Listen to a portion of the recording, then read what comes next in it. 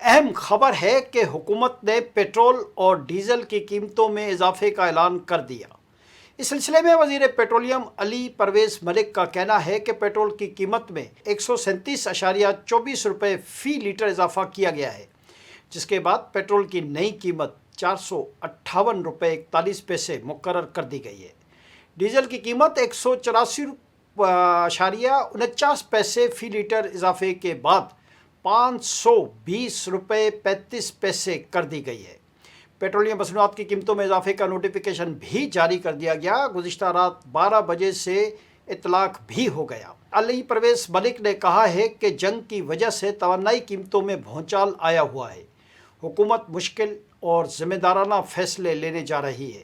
خام تیل کی قیمتوں میں ریکارڈ اضافہ ہوا ہے۔ انہوں نے کہا کہ وزیر اعظم نے کفایت شعاری مہم کے ذریعے کابینہ اراکین کی تنخواہوں میں کٹوتی کی۔ اس وقت قوم کو اتحاد کی اشد ضرورت ہے۔